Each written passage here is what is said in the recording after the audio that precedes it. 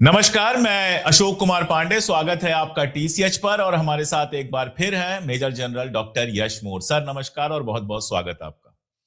नमस्कार बांग्लादेश अशोक जी। इन दिनों लगातार जी बांग्लादेश लगातार इन दिनों खबर में है। बीएनपी की सरकार वहां पर आई है। जमाते इस्लामी, जिसकी बहुत सारे लोग उम्मीद कर रहे थे कि सत्ता में आएगी, वो नहीं आई है। एक अजीब सा फन फैक्टर हो सकता है कि 3 दशक बाद वहां कोई मेल सत्ता में आया है, और ऐसा सत्ता में आया है कि एक भी फीमेल मिनिस्टर उसने नहीं बनाया है। एक हिंदू और एक बौद्ध मिनिस्टर जरूर उसने बनाया है। खैर, हम वहां की पॉलिटिक्स पे बात नहीं करेंगे, मैं बात नहीं करूंगा, बात सर ही कहेंगे। मेजर जनरल साहब 2003-2004 में बांग्लादेश में पोस्टेड रहे हैं। अभी बांग्लादेश लगातार पाकिस्तान के करीब जाता दिखा है। ढाका से कराची की लगातार फ्लाइट चल रही हैं, शुरू हो गई हैं। इसके अलावा ढाका का बीजिंग के साथ भी रिश्ता बहुत मजबूत होता दिखा है, और सेवन सिस्टर्स की बात लगातार की जा रही है। ये बात ऐसे समझ में नहीं आती है, ऐसे लगता है चलो बात की तो क्या की, सेवन सिस्टर की बात करना और इंडिया की बात नहीं करना, और फ्रिंज एलिमेंट के लगातार ये बयान आना कि हम कभी भी बॉटल नेक को तोड़ देंगे और सेवन सिस्टर्स को अलग कर देंगे। दरअसल बांग्लादेश के साथ 71 के बाद जिस तरह के फ्रेंडली रिश्ते थे, वो कहीं ना कहीं बहुत डिस्टर्ब नजर आ रहे हैं। सर, बिना किसी सवाल के मैं जानना यही चाहता हूं कि ये जो बदलाव वहां पर हुआ है, सरकार बदली है, ये बदलाव भी, और इसके पहले जिस तरह के फ्रिंज एलिमेंट और एक्सट्रीम एलिमेंट्स के बयान आए हैं, और खासतौर पर वहां के जो प्रेसिडेंट हैं, जो कहीं से इलेक्ट नहीं हुए हैं, सीधे उनको ला के ऊपर से बिठाया गया है, मोहम्मद यूनुस साहब को। मजेदार यह है कि वो अमेरिका से आकर बैठे हैं, और जो प्राइम मिनिस्टर साहब हैं वो इंग्लैंड पिछले 10-12 साल से थे, वहां से आकर बैठे हैं। तो मैं क्या सवाल पूछूं, इसके क्या असरात हो सकते हैं? मैं थोड़ा चाहता हूं डिटेल से, आप चूंकि वहां रहे हैं 2003-2004 में, डिफेंस को बहुत कायदे से फॉलो करते हैं, और वो सब जानते हैं जो हम लोग चाह कर भी नहीं जान सकते। तो मैं चाहता हूं थोड़ा डिटेल में लोगों को बताइए। धन्यवाद अशोक जी। हमेशा बहुत मजा आता है आपसे बात करके, आप क्योंकि जी मत कहा कीजिए, और आप भी मत कहा कीजिए, आप बड़े हैं, और आप वही कहा कीजिए जो निजी बातचीत में कहते हैं, अच्छा लगेगा मुझे। तो अशोक, बहुत मजा आता है आपके चैनल में आके आपसे बात करके, क्योंकि बहुत कम आज हमारे यहाँ भी बहुत कम ऐसे यूट्यूब पे या टेलीविजन पे डिजिटल वर्ल्ड में चेहरे बचे हैं, या प्लेटफॉर्म बचे हैं जहां पर कि अच्छी नॉलेज, अच्छी इंफॉर्मेशन आपको जो है अनफिल्टर्ड मिल सके। तो थैंक यू सर। मैं पहले भी आपसे कई बार रूबरू हुआ हूं अलग मुद्दों पे। आज हम बांग्लादेश की बात करेंगे, और बांग्लादेश मेरे दिल के करीब है, क्योंकि मैं 2003-4 एक साल वहां पर ढाका मीरपुर में रहा और पूरा देश देखा। पूरा देश उनका, हम चिटागोंग भी गए, हम कॉक्सेस बाजार भी गए, हमने रंगपुर दिनाजपुर, जिसके कई बार बात होती है, वहां भी गए। हम जो 71 की लड़ाई जहां हुई, बहुत भयानक किस्म की लड़ाइयां हुई, वो भी देखा हमने। हमने तंगेल, जहां हमने पैरा ड्रॉप की थी, वो जगह भी देखी। हमने वो परेड ग्राउंड भी देखा जहां सरेंडर सेरेमनी साइन हुई थी 16 दिसंबर जी, 1971 को। मैंने वो वो टेबल भी तस्वीर देखा। स्क्रीन पर जरूर दिखा दीजिए, वो तस्वीर जरूर स्क्रीन पर दिखा दीजिए। वो सरेंडर सेरेमनी जो है, इंडियन आर्मी और हर इंडियन के लिए मतलब ना भूलने वाली चीज है, इकलौती है वो अपने आप में। बिल्कुल, हमारे हमारे हमारे एज एन इतिहास एज का एन आर्मी एक। पर्सन आपने भी मिस किया होगा कि यार मैं क्यों नहीं था, पहले क्यों नहीं पैदा हुआ, मैं क्यों नहीं हुआ वहां पे। हाँ, तो वो टेबल भी देखा, वो म्यूजियम, वो सारा कुछ वहां देखने का मौका मिला मेरे को एक साल। और मजे की बात क्या थी, वहां मैं फैमिली के साथ था। सो वाइफ, ओके। बच्चे, वो भी मेरे साथ थे। तो एक इंटरनेशनल एनवायरनमेंट में, अपने पड़ोसी मुल्क में रहना। और दूसरी मजे की चीज क्या थी, वो इकलौता एक ऐसा देश है, या ऐसा कॉलेज है, ऐसी संस्था है जहां पाकिस्तान भी आता है, चाइना भी आता है, अच्छा। और भारत भी आता है, ओके। और भारत भी आता है। क्योंकि पाकिस्तान में हम नहीं जाते कोर्स करने, और हमारे यहाँ ना पाकिस्तान आ सकता, ना चाइना के लोग आते हैं कोर्स करने के लिए। तो इस ओके। रीजन के अंदर बहुत इंटरेस्टिंग है। इस रीजन में, इंडियन सब कॉन्टिनेंट में, इकलौता एक ऐसा ट्रेनिंग इंस्टीट्यूट है, एक ऐसा इंस्टीट्यूशन है जिसका नाम है defence services command and general staff college, Mirpur, Dhaka cantonment में। बहुत सुंदर बना है, आप उसकी तस्वीर निकाल सकते हो गूगल से। और वहां पर इंडिया, चाइना, पाकिस्तान, नेपाल, श्रीलंका, और पूरा तकरीबन साउथ 25 एशिया। 25-30 देशों के, और यूरोप, अमेरिका भी आता है। अच्छा, क्योंकि उनका इस्लामिक देशों के साथ काफी अच्छा गहरा रिश्ता है, तो आपको सऊदी अरेबिया और जो है यूएई, उन देशों के भी ऑफिसर्स वहां पर आर्मी, नेवी, एयरफोर्स के कोर्स करने आते हैं। तो भारत की तरफ से हमेशा इस चीज का ध्यान रखा जाता है कि एक ऐसे ऑफिसर को भेजा जाए कि एक तो भारत का सही जो है रिप्रेजेंटेशन हो वहां पे रिप्रेजेंटेशन। इंडियन आर्मी का, और वहां पर हम अपनी पोजीशन का भी अपनी बात कह सके वहां पे। तो इसलिए, और तीसरी मजे की चीज ये, जब मैं वहां पर था तब बीएनपी की सरकार थी, और अच्छा, खालिदा जिया जो है, मैं खालिदा आपको जिया, तस्वीर हाँ। दूंगा, खालिदा जिया प्रधानमंत्री थी, मुझे उनसे मिलने का मौका मिला, और यहाँ पर बीजेपी की गवर्नमेंट थी। तो ओह, द सेम सिचुएशन तो, तो अटल जी की। एग्जैक्टली, हाँ, तो इसलिए भी इंटरेस्टिंग है। तो लोग काफी कहते हैं पिछली बार ये था वो था, मैंने कहा भाई मैं वहीं था बांग्लादेश में, और यही दोनों रूलिंग पार्टी थी। तो ये बैकड्रॉप है इस पूरी चीज का। अब आते हैं जो जो सिचुएशन वहां पर कैसे चेंज हुई अगस्त में शेख हसीना के आने के बाद, और अब भारत ने क्या सही कदम लिए जो पहले लेने चाहिए थे। तो एक तो हमने अपनी गलती में काफी सुधार किया, जो हमने सारे की सारी अपनी बेट्स लगा रखी थी अवामी लीग और शेख हसीना पे, तो उससे हमने रिकवर किया। इवन आपको हैरान होगा कि जमायत इस्लामी के साथ भी पिछले साल 4 बार हमारी हाई कमीशन ने उनके साथ बातचीत की, उनके साथ राफ्ता हम्म। कायम किया। अभी भी जब ओम बिरला गए हुए थे, वो पता नहीं मिले या नहीं मिले, बट हमारे फॉरेन सेक्रेटरी जरूर जमायत इस्लामी के जो चीफ हैं उनके साथ कर्टसी कॉल पे उनको मिल के आए। तो ये चीज हमें पहले करनी चाहिए थी। बीएनपी, यस, उनका स्टांस रहा है थोड़ा सा भारत विरोधी, मैं ये नहीं कहूंगा, लेकिन हम पिछली बार भी उनके साथ बिजनेस कर रहे थे और अब भी करेंगे। और अब तो, और क्योंकि दूसरी पार्टी गायब है सीन से, पता नहीं उनका दोबारा से पुनर्जन्म होगा नहीं होगा, अवामी लीग का और शेख हसीना का। तो ये है। और तारिक रहमान, उनको भागना पड़ा था देश छोड़ के मेडिकल ग्राउंड्स पर, उनके ऊपर बहुत करप्शन के चार्जेस थे, और 18 साल 17-18 साल वनवास के बाद वापस आए। कभी उन्होंने कोई पद नहीं संभाला जिंदगी में, तो पहली बार सीधे सीधा सीधे प्राइम प्राइम मिनिस्टर। मिनिस्टर जी। तो ये है, उनके ऊपर बहुत प्रेशर होगा। एक तो जमायत इस्लामी पहली बार एक क्रेडिबल अपोजिशन बन के आ रहा है, 77 सीट है उनकी। फिर वहां पर चाइना की आपने बात की, चाइना मेजर प्लेयर मैं था तब भी था और आज भी है, अब और बड़ा प्लेयर है, क्योंकि बेल्ट एंड रोड इनिशिएटिव का बांग्लादेश हिस्सा है। और चाइना की ड्रोन एक कमाल, मैन्युफैक्चरिंग भी कर रहे हैं वो। हर चीज, चाइना की एक कमाल की बात क्या है अशोक, कि China does business with any government. उनके कोई आइडियोलॉजिकल बैगेज नहीं है कि हम इस टाइप की सरकार से बात नहीं करेंगे, हम इससे बात नहीं करेंगे। They will do business, and they are now major player in Bangladesh. At the same time Russians भी हैं वहां, अमेरिका का बहुत बड़ा रोल है इस इलेक्शन में और पहले भी। पाकिस्तान के ऊपर मैं इतना ही बताऊंगा कि जब मैं था वहां पर तब भी पाकिस्तान के जनरल विजिट करने आते थे बांग्लादेश।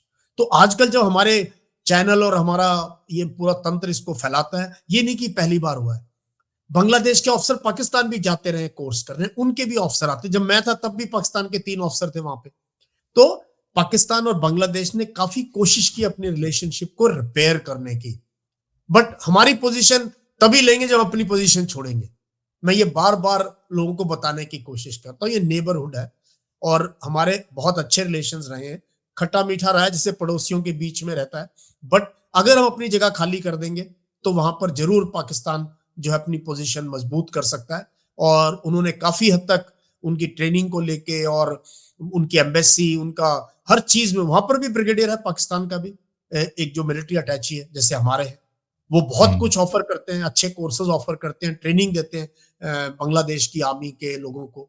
सो पाकिस्तान इज देयर, हम उनको इग्नोर नहीं कर सकते हैं, लेकिन हमारी पोजीशन इतनी जरूरी है वहां पे अशोक। जब मैं था और आज भी होगा कि जब हमारा ये ट्रेनिंग का 1 साल का प्रोग्राम होता है स्टाफ कॉलेज का, वो पहला जब बड़ी इवेंट होती है वहां पे जिसमें आप अपनी कंट्री को प्रेजेंट करते हैं, वो सबसे पहला वो ऑनर इंडिया को दिया जाता है, उसके बाद अल्फाबेटिकली दिया जाता है, उसके बाद ऑस्ट्रेलिया, अमेरिका, ऐसे कंट्रीज आते हैं और पाकिस्तान का पी पे नंबर आता है जब पी अल्फाबेट आता है। बट इंडिया को वो ऑनर दिया है। मैंने बहुत लिखा बोला इसके बारे में जब मैं आया वहां से, भाई वो बहुत ऑनर करते हैं हम लोगों को, वो भारत को एक अलग अलग दृष्टि से देखते हैं कि मतलब इंडिया एक सेकुलर कंट्री है, ठीक है, राइट विंग का हमारे यहाँ भी बहुत जोर है, वहां पर भी जोर है, तब भी था काफी हद तक जमायत इस्लामी और उस टाइप की ताकतें थी जो कि राइट विंग रेडिकलाइजेशन को पुश कर रही थी वहां पर। बाय एंड लार्ज रविंद्र संगीत के हमने बहुत प्रोग्राम देखे वहां। उनकी आर्मी के अंदर चकमा भी हैं, बुद्धिस्ट भी हैं, हिंदू भी हैं, सब तरह के लोग हैं। और ये डिबेट होती भी रही है वहां पर कि आर्मी को सेकुलर होना चाहिए या इस्लामिक आर्मी होना चाहिए, इस टाइप से। सो ओवरऑल आई थिंक जो मेरा एक्सपीरियंस था और अब जो है, अब सिचुएशन ज्यादा चेंज नहीं हुई है। अगर अभी भी कोशिश की जाए तो हम काफी हद तक अपने रिलेशनशिप को, मतलब आप जो कहना चाह रहे हैं सर, अगर मैं उसको समराइज करना चाहूं तो पार्टीजन अप्रोच जो अपनाया गया शेख हसीना को लेकर के, शेख हसीना के सपोर्ट में हम हैं, उसने नुकसान पहुंचाया। जबकि इंटरनेशनल पॉलिटिक्स में आमतौर पर यह माना जाता है कि whoever is leading the country, आपको उसके साथ रिश्ता रखना है, इंटरनल पॉलिटिक्स में ज्यादा आपको हाथ नहीं डालना है। नहीं, ये भी जरूरी है कि अपोजिशन के साथ, जब बीएनपी अपोजिशन में थी, या पिछला जो इलेक्शन था यूएस वगैरह ने भी कहा, जो शेख हसीना ने कराया, वो पूरी इंटरनेशनल कम्युनिटी ने कहा कि ये फ्री एंड फेयर नहीं है, क्योंकि बीएनपी ग्राउंड पर थी नहीं उस इलेक्शन में। तब India decided to close the eyes, और हमने तकरीबन बाकी जितने भी छोटे मोटे पार्टीज हैं उनको हमने शायद इग्नोर किया, जो अब नहीं कर रहे। सो किसी भी देश में सरकार के साथ तो काम करना ही होता है, बट और जो इंपॉर्टेंट लोग होते हैं, स्पेशली अपोजिशन के लोग जो होते हैं, उनके साथ भी एक कनेक्ट बना के, इंटेलिजेंस के तौर पे कह लो या पॉलिटिकली कह लो, रखना चाहिए, जो अभी हम कर रहे हैं वहां पर। बांग्लादेश के, आपने कहा कि बांग्लादेश में हिंदुस्तान की बहुत इज्जत है। जाहिर है कि 1971 में तो हमने आजाद करवाने में मदद की थी और सारा कुछ था, शेख मुजीब से बहुत अच्छे रिश्ते थे। लेकिन अभी जो मूवमेंट चला वहां पर, स्टूडेंट मूवमेंट के नाम पे शुरू हुआ और फिर पॉलिटिकल मूवमेंट में कन्वर्ट हुआ, और जो कुछ चला उसमें शेख मुजीब का घर जलाया, उनकी मूर्ति तोड़ी, ठीक है, वो तो उनका अंदर का मसला है। लेकिन ये जिस वार की आप शुरू में बात कर रहे थे, 71 वार के, उसके बहुत सारे मेमोरियल्स को भी नुकसान पहुंचाया गया। मतलब एक तरह से 71 का जो पूरा उनके यहाँ रिवोल्यूशन कह लीजिए या वार कह लीजिए, कंट्री बनी थी, उस पूरी हिस्ट्री को कहीं ना कहीं डिस्टर्ब करने की कोशिश की गई और उसमें इंडिया को मलाइन करने की कोशिश की गई। इसके पीछे क्या था, क्या वजह थी? हाँ, देखो, एक तो हमारा ये वहां पर ये रहा हमेशा, ये पहला इलेक्शन है जिसमें एंटी इंडिया इलेक्शन नहीं हुआ। इससे पहले जितने इलेक्शन होते थे, या तो प्रो इंडिया या एंटी इंडिया। तो यही बीएनपी और जमात इस्लामी अवामी लीग को अक्यूज करते थे कि आप तो इंडिया के लिए काम एजेंट हो, आप तो इंडिया के एजेंट हो। तो एंटी इंडिया वोट लेकर ये लोग जो है इलेक्शन लड़ना चाहते थे। इस बार वो है नहीं, तो एंटी इंडिया सेंटीमेंट नहीं था। नाउ कमिंग टू 71, बहुत से लोगों को ये नहीं पता है कि ये जो तारिक रहमान है, या जो खालिदा जिया इनकी मदर प्राइम मिनिस्टर थे, इनके फादर जो थे मेजर जियाउर रहमान, उन्होंने मार्च 1971 में चिटागोंग का पाकिस्तान रेडियो स्टेशन को कैप्चर करके वहां से एक आजाद मुल्क की जो है अनाउंसमेंट करी थी। वह स्टिल अ सर्विंग मेजर। तो वह क्या है कि लोगों को यह फील हुआ कि पूरा का पूरा क्रेडिट 71 वॉर का जो है शेख हसीना, उसकी फैमिली, उनके फादर, उसमें कोई डिनाई नहीं करता है। ये स्टैचू रिपेयर भी हो जाएंगे, आप देखना, टाइम आएगा तब।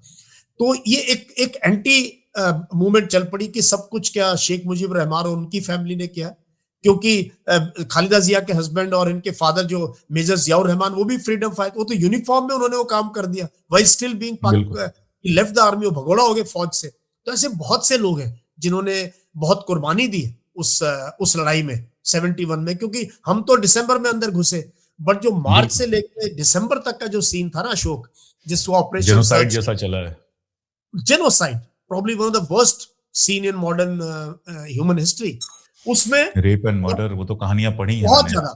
और उसमें बहुत से लोग हैं मुझे मुक्ति योद्धास मिले हैं जब मैं था वहां पर, और तो उन लोगों ने सेक्रीफाइस की अपनी लाइफ, तो उनको लगा कि शायद हमें वो क्रेडिट नहीं मिला है। So that is one part. और जमायत इस्लामी और ये जो पाकिस्तान की फोर्सेस है, रजाकार, जो लास्ट डे तक चाहते थे कि पाकिस्तान ना हारे, वो तो मौका ढूंढ रहे थे इस चीज का। So they have been at the forefront. तो ये एक टर्मोइल कह लूं, ये रेवोल्यूशन पता नहीं है या नहीं, आने वाले दिनों में बताएंगे क्या होगा इसके अंदर। बट हाँ, ये एक सेटबैक है कि शेख मुजीबुर रहमान की पूरी जो है लेगेसी को बर्बाद करने की कोशिश है इस पूरे के ऊपर। और हुआ वो शेख हसीना की ने जिस प्रकार से पिछला इलेक्शन और जैसे वो स्टूडेंट्स के साथ हुआ, वो अब जो है अलग मुद्दा है। But yes, that did happen, इसमें कोई शक नहीं है। जियाउर रहमान साहब की वजह से ही तो शेख हसीना पहली बार बांग्लादेश लौट कर आई थी।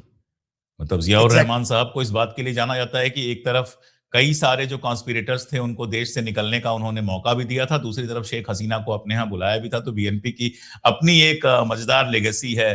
कट्टरपंथ को कई बार साथ भी दिया है, कई बार उसके खिलाफ भी हुए। जैसी पॉलिटिकल पार्टीज होती, जो आप बता रहे थे कि जैसी पॉलिटिकल पार्टीज होती हैं, BNP is also a political party.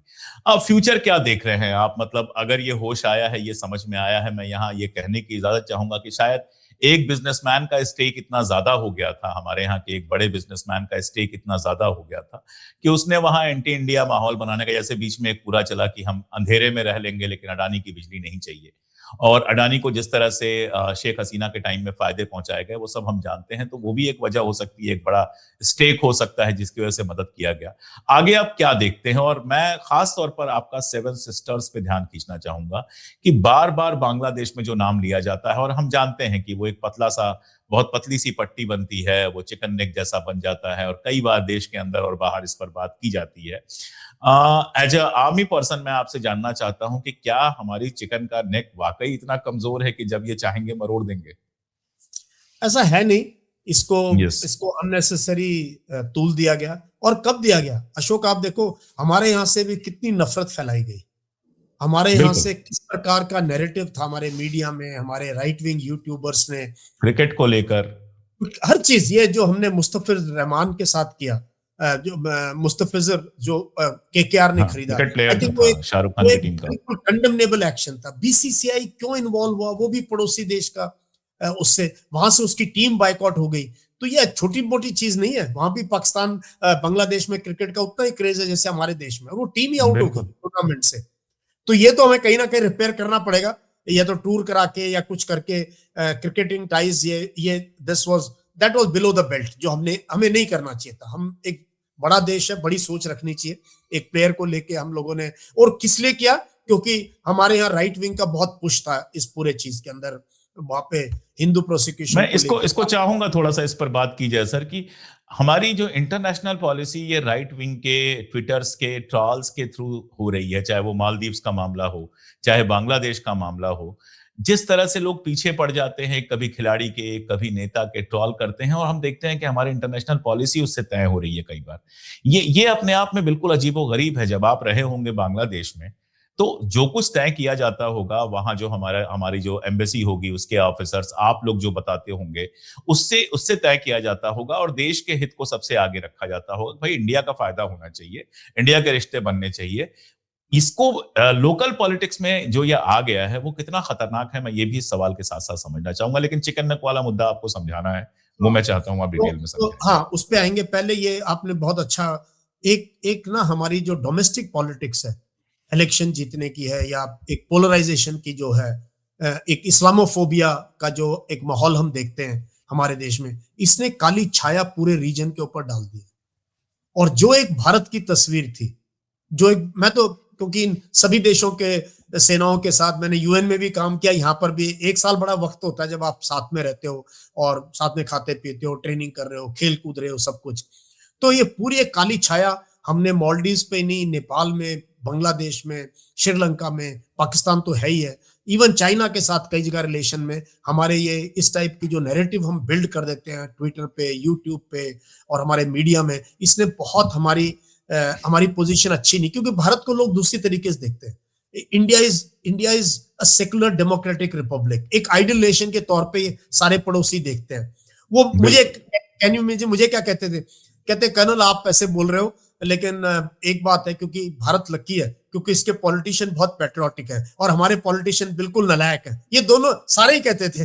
तो मुझे वहां सुन के बड़ा अच्छा लगता था कि अच्छा, ये लोग ऐसे परसीव करते हैं कि भारत के सभी पॉलिटिशियंस बहुत पैट्रियोटिक हैं और सब लोग भारत के अलग तरीके। तो पहली तो बात ये है।